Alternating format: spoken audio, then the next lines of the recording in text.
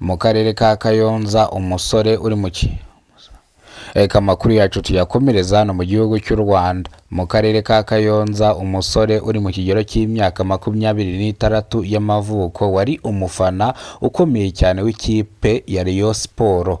Abaturage bamusanze amanitse mu mugozi yapfuye, aho bamusanganye urwandiko bivuga ngo bamusanganye urupapuro bivuga ko ari we wandikiye cyangwa urupapuro yarwanditse yarwandikiye perezida wa Rayon Sport rugaruka ku gahinda yatewe no gutsindwa kw'iyi kipe, bityo bigatuma afata umwanzuro wo kwiyahura.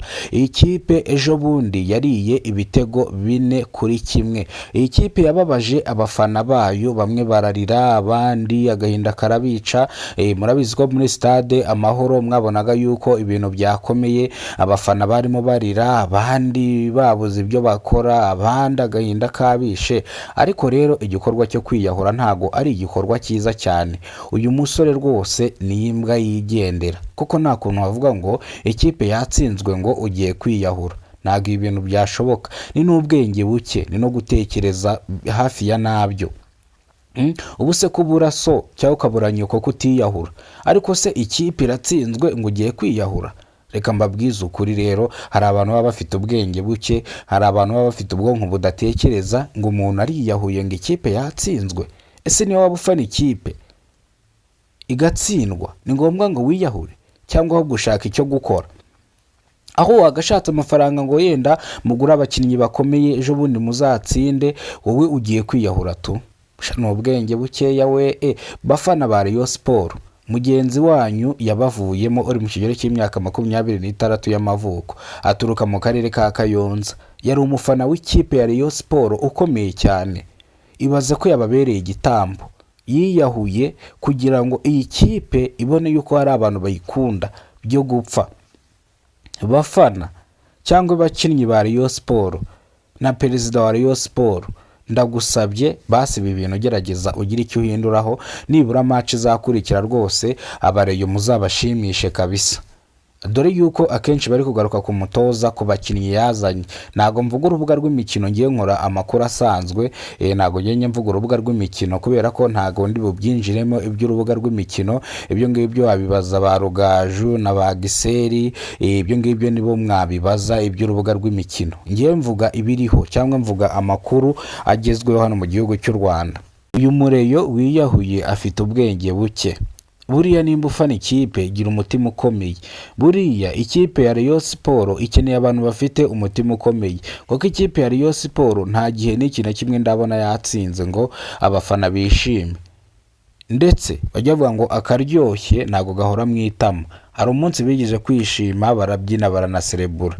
Ikipe bari batsinze ntago ndibuze kuyivugira hano kuri kamera, ariko mu kanya nk'ako guhumbya babishyuye mu minota ya nyuma. Ibyari ibyishimo bihinduka amarira. Ibi rero bavuga yuko cyangwa abafana ba Rayon Sport bavuga yuko ikipe itajya ibashimisha habe na rimwe. Bavuga yuko rero ibingibi bizatuma ikipe bayirekura, ndetse ugasanga bamwe bigiriye gufana andi makipe. Dore yuko ibingibi byavuzwe ku uyu munsi, ku iki gicamunsi, ku itariki zisanga 13 z'ukwezi kwa mbere umwaka w'2026. Ibi rero byarishije abanyarwanda benshi cyane, abandi batangira kwifata ku munwa ati nigute umuntu wiyahura, nigute umuntu yiyahura kubera ikipe yamubabaje, ubundi uyu muntu atekereza ate? Nibyo, kwiyahura buriya ni bibi cyane. Ese ugiye kwiyambura ubuzima bwawe ngo ikipe yatsinzwe?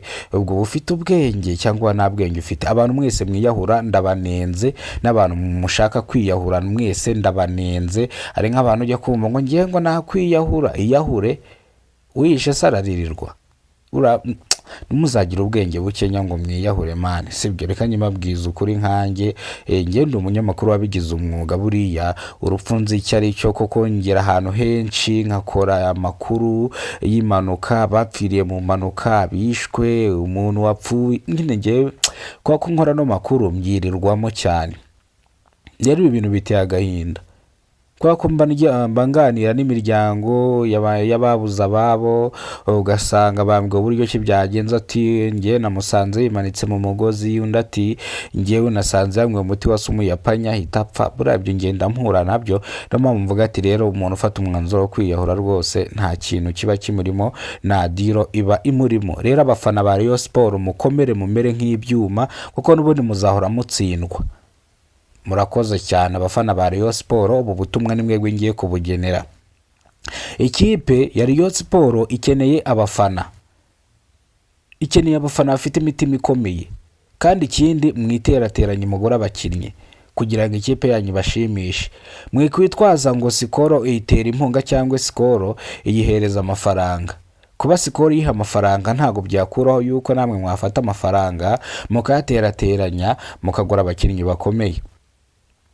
Reka njye ubutumwa bwanjye musoreze hano. nimba rwo bwa mbere ugeze kubona umuyoboro, ibuka gukora subscribe kugira ngo uzajye ubonera amakuru menshi hano ku ino channel, ndetse ubone amakuru atandukanye ay'imyidagaduro twako tugiye kuyashyiraho, amakuru agezweho mu gihugu cy'u Rwanda, filimi nyarwanda, comedy, sport, byinshi cyane bikorerwa ku ino channel uzajye ubibona. Nudakunda kimwe uzajya ukunda ikindi, kuko hakorerwaho ibintu byinshi. Murakoze cyane, Imana ibarinde. Nongeye kubifuriza umwaka mushya muhire. N'abareyo muri kwiyahura nongeye kubabwira ngo muhagarike kwiyahura, mureke gutangira umwaka mubabaye, mwishime kuko amarira mufite ni menshi. Reka amakuru yacu tuyasubikire hano.